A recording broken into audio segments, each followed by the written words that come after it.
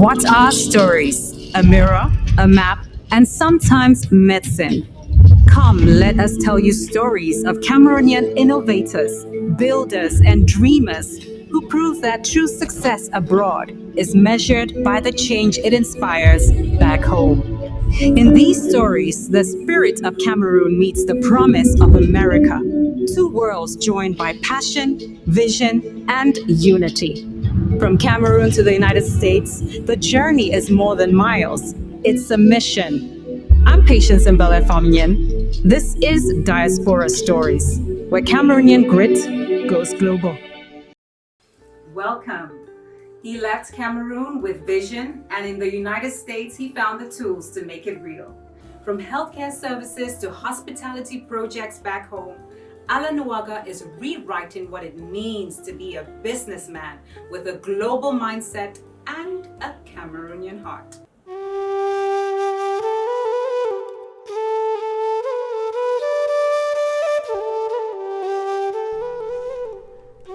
Born in Bafang in Cameroon's West region, Alain Nouaga grew up in a household shaped by intellect and hustle.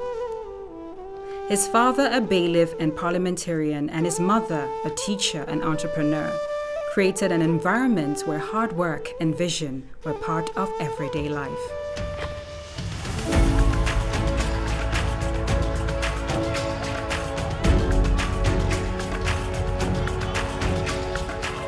It's all about taking a little bit and seeing how much more you can do with it. This is a story of humility and legacy. A man, Alain Nouaga, who started from a scholarship, and today he's building skylines.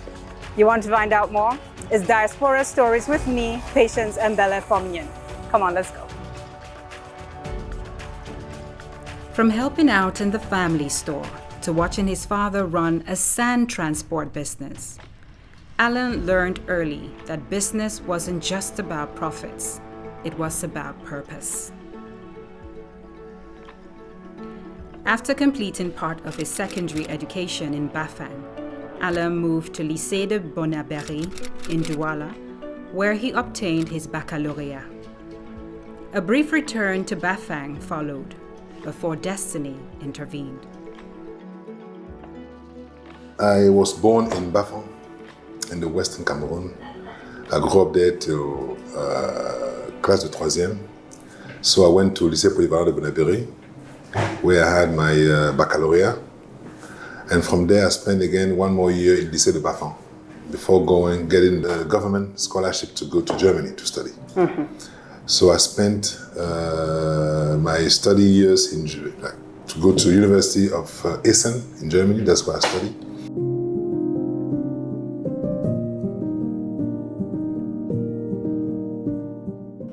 My dad was a bailiff and then also a député. He was also a député back in the day, but mostly farmers. So we used to go to the farm all the time. I enjoyed it very much.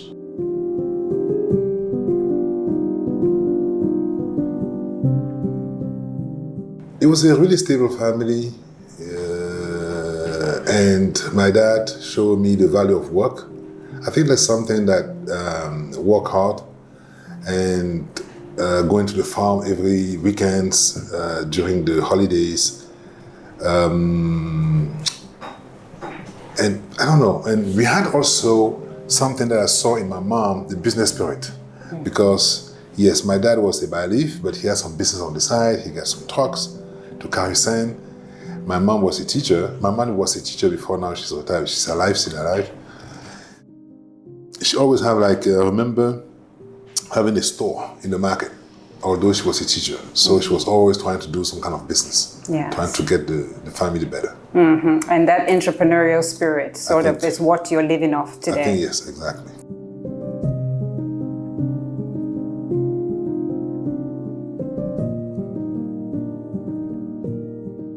Back in the day, in those years, I don't want to calculate now, the first people that was getting the good grades in Cameroon was going to Polytechnic, CUS, all the schools, the best schools. And the second grade students were getting scholarship to go abroad, because before the goal was to go to Polytech or to go to Kush and all this kind of big school in Cameroon, Eric.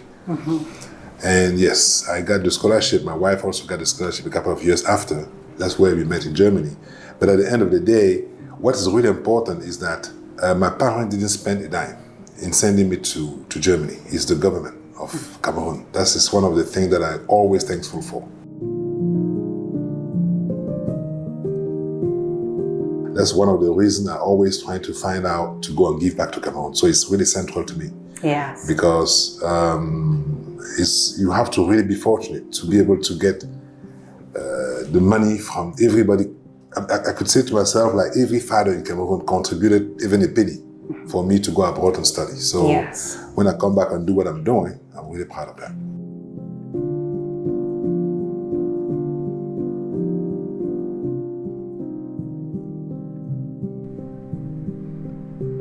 In the late 1980s and 1990s, the Cameroonian government partnered with nations like Germany to offer overseas scholarships to promising students.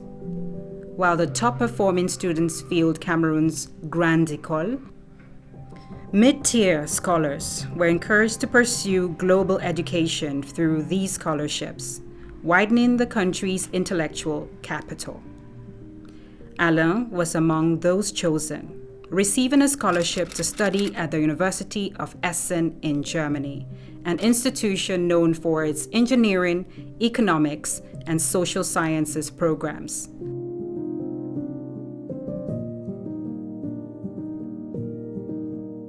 For me, studying was always, or have always been, like I said, I'm not a good student. I was always average. To get an education, not a diploma. Education means that you learn a little bit to be able to do whatever you can do to make some money in life. So I've never went to school to do this and come and get a job for that.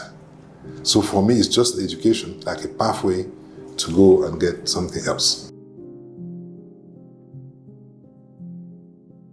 Now with the education where you are, you can now find a way to do any type of business.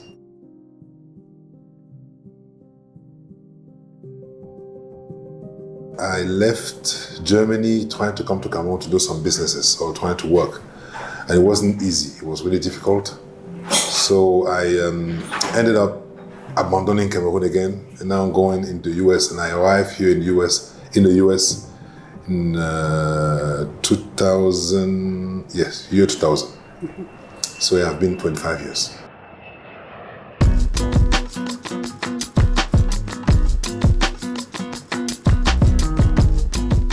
Returning to Cameroon after his studies, Alain was filled with ideas and energy. He launched his business, importing used goods. Critics questioned his decision to do business after a degree in technology, but he pressed on. I came to Cameroon, I was doing brocante. I was selling brocante. Yeah. And I'm sure you'll be shocked. Today you go in Cameroon, you will see brocante anywhere. I was almost, if not the first Cameroonian to do brocante. Okay. So, but back in the days, I was crazy doing it. Yes. Because I was getting some used stuff from Germany to come and sell to Cameroon.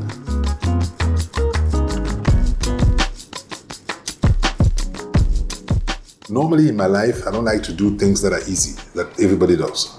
So when people started doing a lot of brocante, I decided to go and start trying to set up a plant where I could build TVs, flat screen TVs, all those kind of stuff. And I lost a lot of money during that time. That's why I was really dirt broke. So I have to leave Cameroon to go again and find some fortune.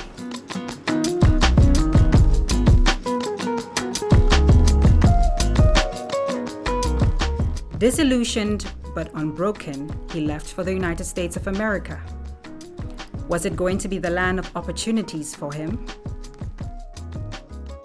I think America is very, very welcoming. If I compare today America than my stay in Europe, America is very welcoming. I have a lot of opportunities, really a whole lot, when you compare it to Europe. And when I arrived here, it was tough at the beginning. So we started with the easiest path. And the easiest path was using the little computer skills that we had and further it a little bit more. So we were doing using Oracle database. So I was an Oracle database administrator, working in different companies. I even ended up creating a small company a IT company that I sold at the end. And I used the seed for that and everything that I could collect to go in the healthcare. Inspired by the gaps he witnessed in caregiving, Alain founded NYA Health Services, a healthcare company grounded in empathy, professionalism, and social responsibility.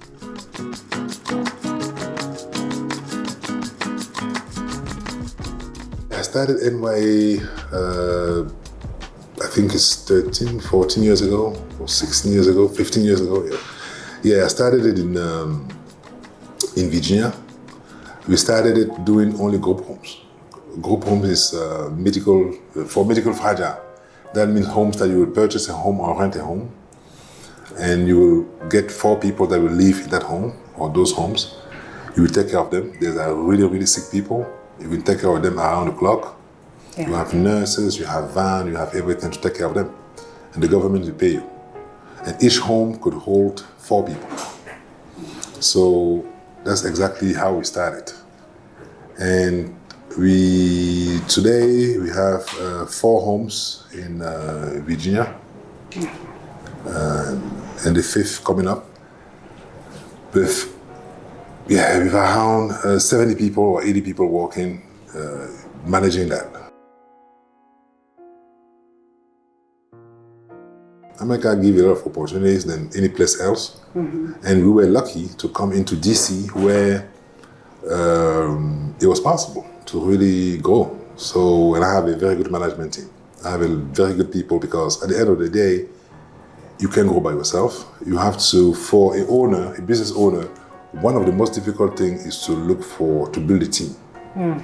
So that's the most difficult task that you have to do. When you build a strong team, then everything follows.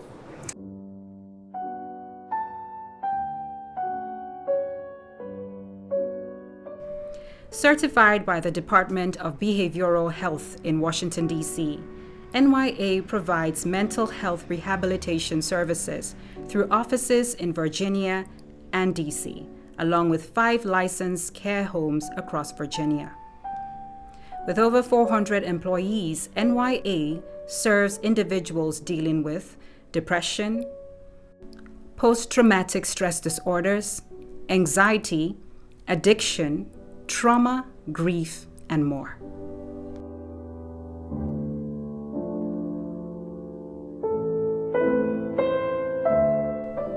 The company's mission is clear: empower, support, educate, advocate, and provide quality care. Their vision is rooted in a holistic, person-centered approach that meets clients where they are, emotionally, physically, and socially, with compassion and excellence.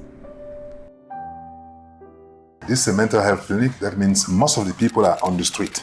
Yes. So in-house is only the clinicians. So you don't see a lot of people here. Oh, that's true. Yeah, you don't see a lot of people because they're on the street, taking care of homelesses, taking care of shelters, doing all this kind of work. Okay, so the majority of people are on the field. They're on the field. Okay. Here are only clinicians, even some clinicians work from home.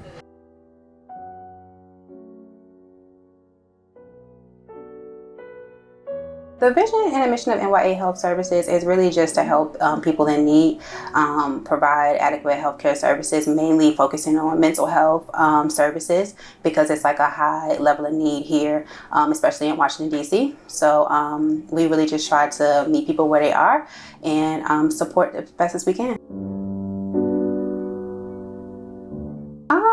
It's really exciting to work with Mr. Nouaga. I think that he has a lot of fresh ideas that we're able to implement. I think that he has a very passionate vision to support the population. So it's just really good to work with somebody who has an aligned understanding of how we want to support the community.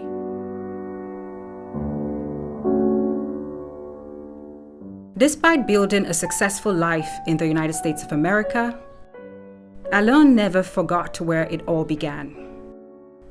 He credits Cameroon for laying the foundation, especially through the scholarship that changed his life.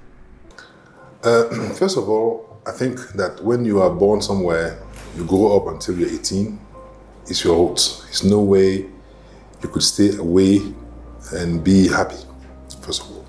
Second though, like I said earlier, the most important thing for me is what the government of Cameroon did for me and for my wife. They pay for us to go out of the country. So I have to go back and do something. Something serious, not just go and build a house in my village, but to do something that will employ Cameroonians. Because for me, that's the only way to give back.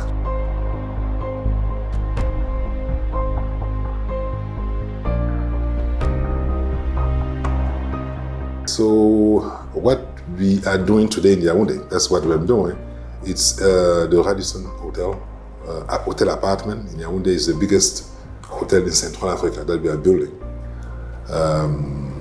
Even on the construction time that we are in today, we are employing 250 Cameroonians.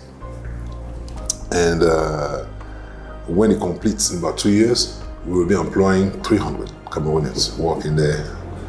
So imagine if I'm older today and look and said, okay, I have 300 Cameroonians on the payroll working for me, I'm happy because I will say, hey, yes, I pay back my debt to Cameroon.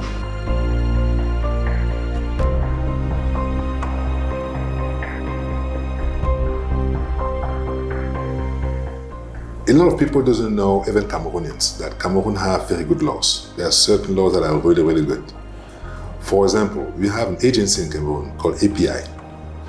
They are there to help investors to come to Cameroon to invest. People doesn't know much. They are right there in Yaoundé. They go anywhere and do advertisements. They do. And I remember meeting Madame Minji. I don't know if you're familiar with her. She was a very powerful lady. She was the lead of the API. And with API, for example, in our project, it will allow me or allow us to import all the materials without to pay custom. Because imagine, if I had to import the material and pay custom, we will never be able to compete with maybe the Hilton in Washington, D.C. or any other hotel. It would have been very expensive to build.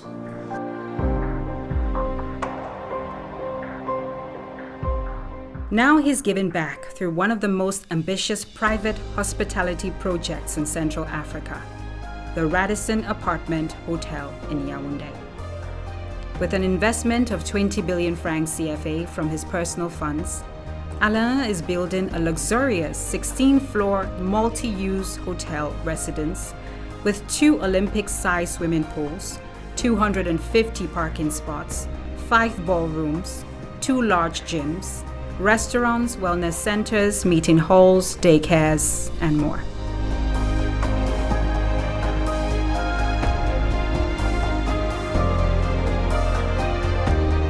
If you look at the world, 15 years ago, apparently, we had a revolution in the US called Airbnb. So today in my village, Bafan, people have Airbnb. That means there is a willingness for people to go into bigger place than a normal hotel room when they're traveling abroad. However, for somebody that doesn't know the town very well, it's difficult for me, for example, to go today in Ngaoundéré and choose an apartment or apartment meublé because I don't know Ngaoundéré very well. I don't know the quality of the apartment, all this kind of stuff. So what I decided to do is to go with Apart Hotel, and that is being managed by the Radisson Group. Most of the people in the world, they know what the Radisson stands for, the quality of the Radisson, so that people could enjoy the size of the hotel. That means the apartments. We have an apartment that is up to 55 square meters, so it's quite large enough. And with the management of a well-known brand like the Radisson. Okay. So that was the way I started to match my project.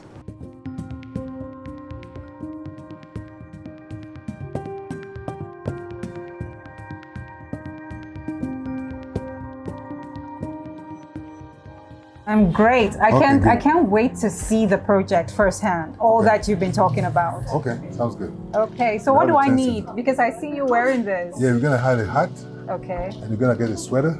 Okay.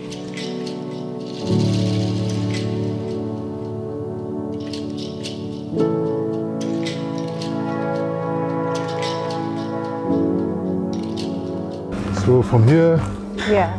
you have a general look of the project. Yes. It's 16 floors.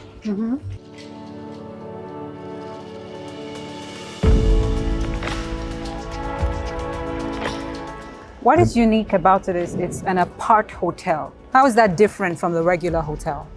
Yes, it's an apart hotel means that you have actual apartments. We have a single room apartments and we have one bedroom apartments.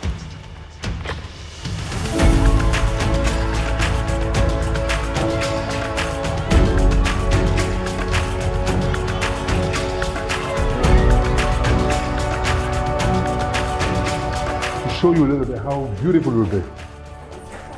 Here's the lounge, I'll be downstairs.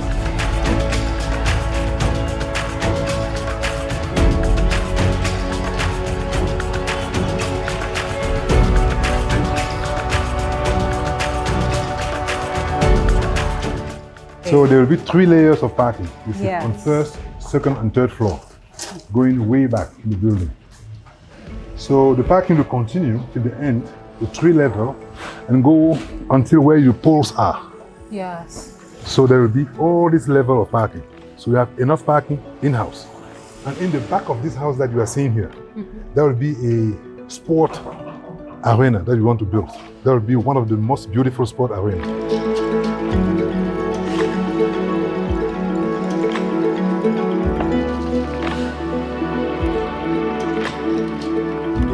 So here we have 2 full-size restaurants, meaning that we have an African restaurant where you could have egusi, you could have ero, you could have achu, you could have all this kind of African food.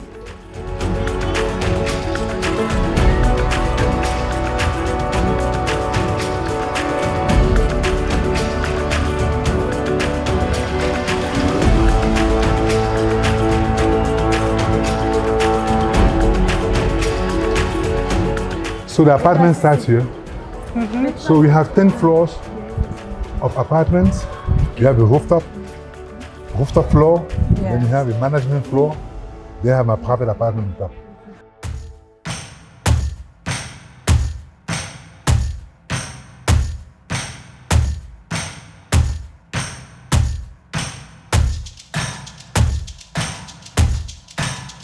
So you have a big sporting hall here. With swimming, everything's in the floor. And at this level on the top, you have a little swimming pool. So you have that hot swimming pool at the bottom and the other swimming pool at the top.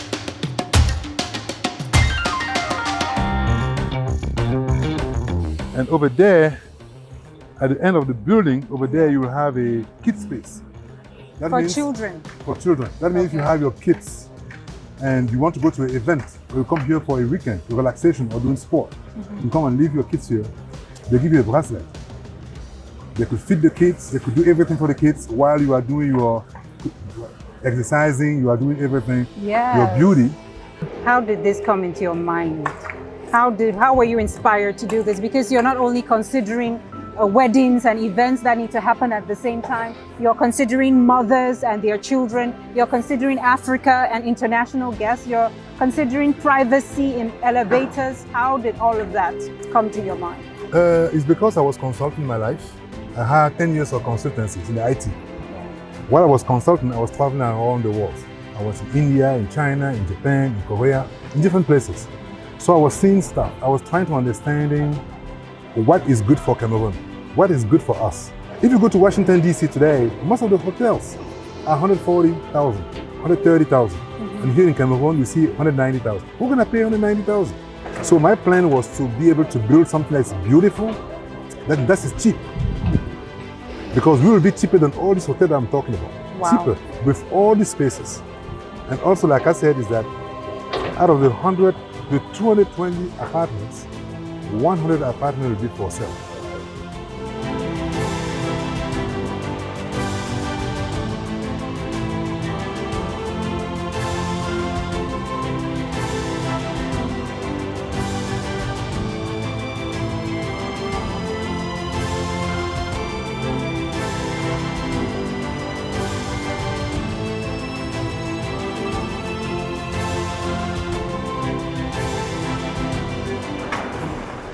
The bar of the rooftop is actually here, in this area.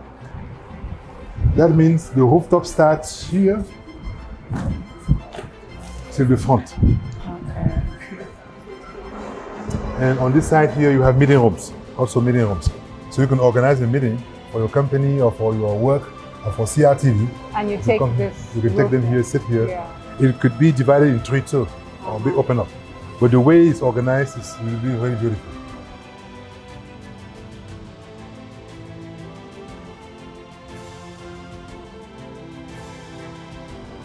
And I love that I can see the Unity Palace from here. Yeah, the Unity Palace you could see. You could see the US Embassy. Yeah. You could see the Palais de Congrès. You could see Mont Fébé. I mean, you could see the beauty of Yaoundé. You could see, I mean, you're sitting right in front of the golf course. Perfect. You could see people playing, chilling, Yes. have some fun.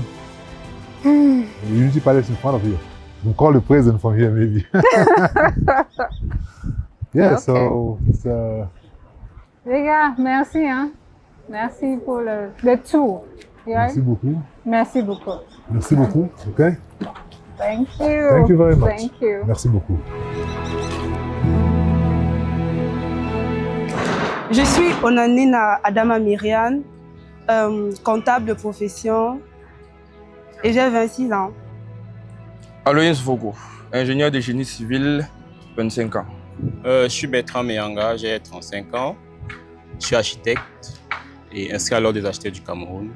Bonjour, je suis Madame Delou Moissila, responsable de vente à Bratview Bethesda depuis le 24 octobre 2022.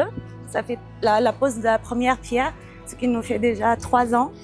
Je m'appelle Madame Fortune, j'ai 36 ans, je suis infirmière supérieure. Christian Poueni, ingénieur génie électrique, informatique industrielle, consultant chez Radisson.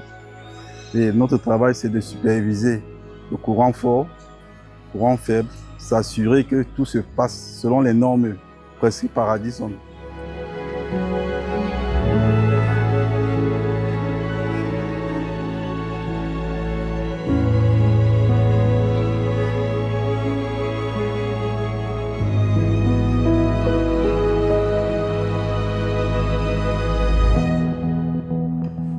What is wonderful about this is you insist on employing Cameroonians here. Exactly. Why is that important for you? Because you could have brought as many people from different countries. Like I told you before in the US, Yeah. is that I left Cameroon because of the scholarship.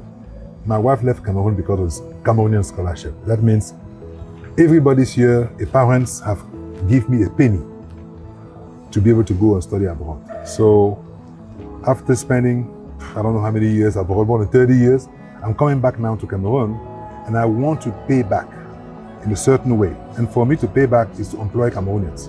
That's the only way I could do. I'm not the government to do anything else. Yeah. So the only thing I could do is to create a business to employ Cameroonians in the construction and to employ Cameroonians at the end. That means I have to pay back my debt towards the country.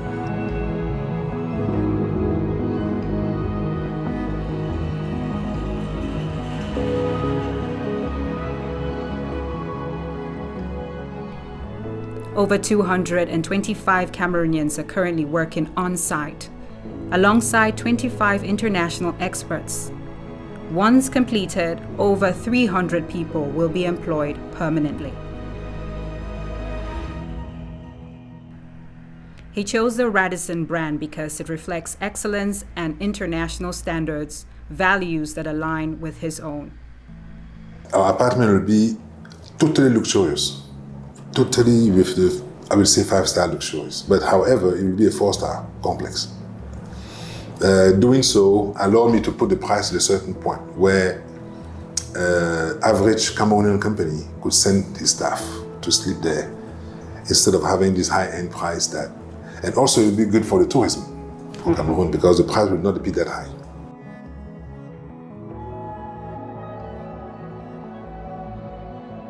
There were some occupants on the land and I wanted to buy those lands. So, and somebody else had the paper, the title on those lands. It's really important to understand this point.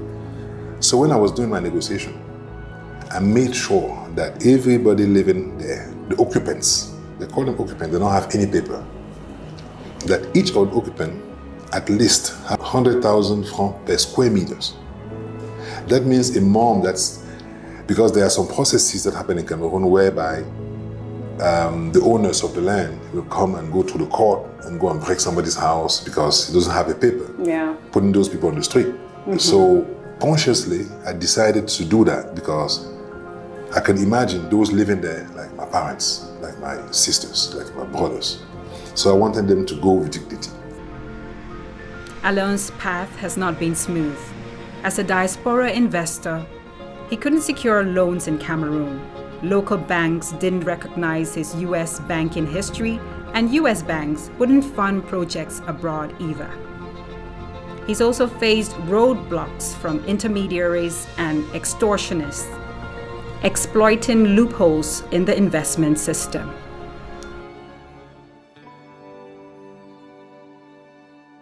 I think that the government needs to help a little bit more. I think that at the judiciary system is that they have to have a body to be able to help or to see how to protect investors, to fast-track processes, because imagine somebody like me coming back to Cameroon, investing 20 billion. It makes jealousies. People look at you, everybody think you have money, everybody want to extort you. And if they are dragging you to the courts system, and they, for example, every day I have a convocation to the one commissariat to another, one commissariat to another for something that I don't think that's necessary, I think that's not good. And I could take it because I'm from Cameroon. I want to do everything to make it happen. But imagine a French company or a real American company, I'm American, but not, I'm talking about a real American company coming out to invest and they harass the CEO like that. I'm sure that they're going to be discouraged.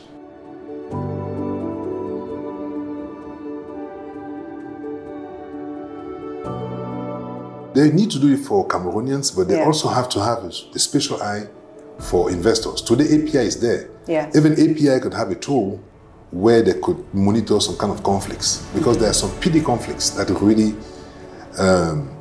for example, one guy in Cameroon, I want to tell the name here, he sued me, lost, and he's going to different tribunals, to different different commissariat, and sue me again. The same case? The same case. Okay. So the same case is just been spinning. It's just been spinning. We have like 6 of the same case going on at the same time. And with that, they call you to audition today, the progress, all this stuff. I mean, you are losing time for some petty stuff that is not helping the investment climate in Cameroon. So those things, I think, that should be addressed. If we don't build Cameroon ourselves, nobody will do it for us. Definitively, everybody have to do a little piece to be able to do something. And by saying that, the government also have to push a little bit better to have a better plans for the diaspora, especially for the diaspora, because today they have a different kind of attitude. They don't like crazy stuff to happen to them.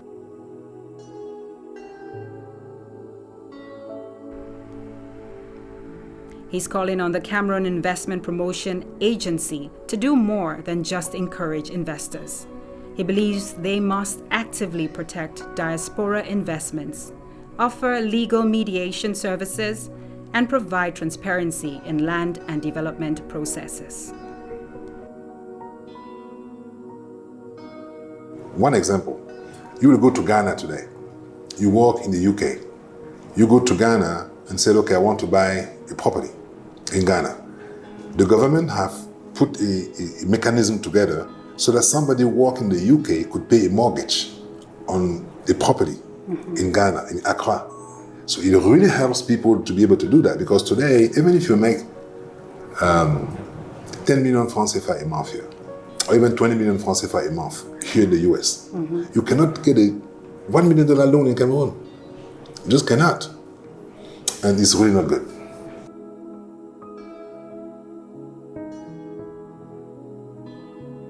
If you go today in Ivory Coast, for example, or Senegal, the government have really an institution, have really I don't know how to call it, an institution, they're just for the diaspora. Okay. just to help speed up the processes, just to help make sure that they are not being harassed, just to make sure that the investment is sound, is profitable. They could take the money out of the country, all this kind of stuff. It exists in Senegal, it exists in Ivory Coast. We should do something like that in Cameroon, I think.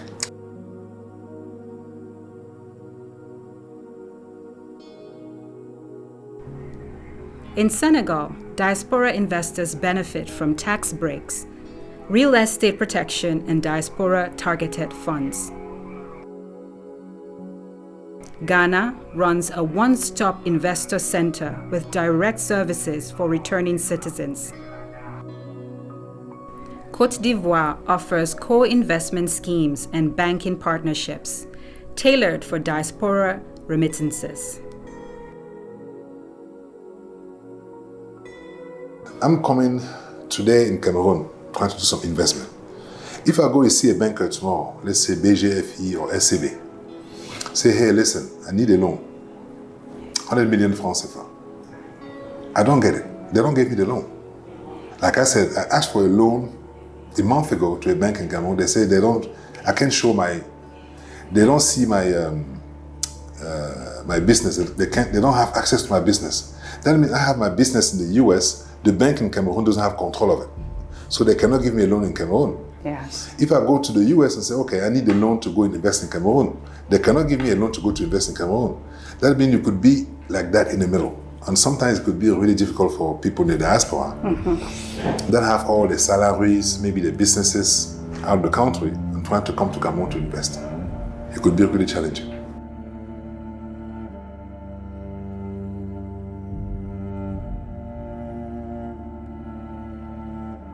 You dream at your level. That means somebody making, let's say for example, somebody making $5,000 every day will dream about doing something at $1 million or $1 million francs, and 1 million. Yeah. And or 2 or 3 or 5. Maybe he will go and join some jangi and do an investment and put some money. And after 3 years, you get something and grow out of it, and grow from it.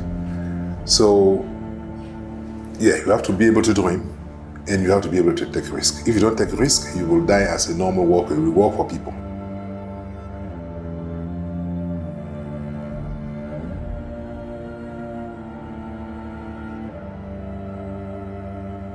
Oh my goodness, it gets really hot. It's really hard. It's really Yes. hard.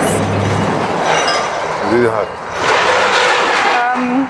So like you can see the sign. Yeah. It's NY Health Services. When you say walk in, what does that mean? That means somebody could walk, just come in. Yes. You don't have to call for appointment before coming in. You can just walk in and get some services done. Okay. So at any time when you feel a certain way, you can just walk right in. You can just walk in, yes. So walk in clinics. Okay. One of the regrets that I could say I have is that I started investing in Cameroon a little late. I could have done something else, smaller project in Cameroon, a little bit longer ago, long time ago. Because like I said, first of all, the quality of life in Cameroon is better.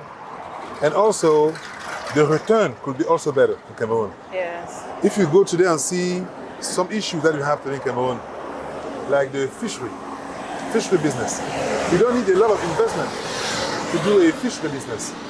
And the need is there, the demand is there. The same thing for chicken, for pork. The need is there.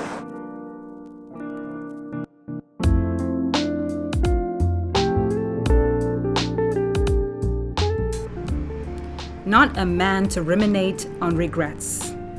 Alain Nouaga thinks his errors could serve as a learning ground for the next generation of entrepreneurs.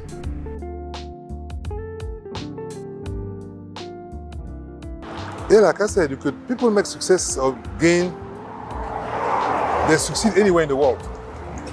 People succeed anywhere in the world. I know it's a little bit more tougher in Cameroon to succeed than here because you have multiple ways to have seed money. In Cameroon, it's a little bit more difficult to have seed money. However, even in Cameroon, if you work hard, like I said, if you work hard, live within your means, make sure that you save enough, that you know exactly what to do, then you can succeed even in Cameroon today. I know it's tougher. I can't say no, but it's possible.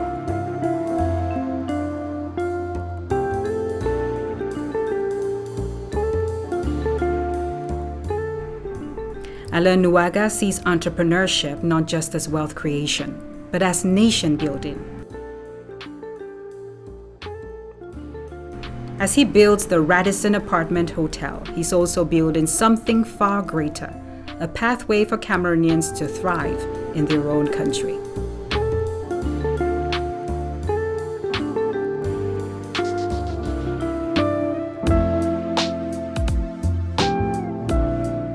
Alain Nouaga proves that true wealth is not just in what you earn abroad, but in what you build at home. If you would like us to tell your story, contact us here.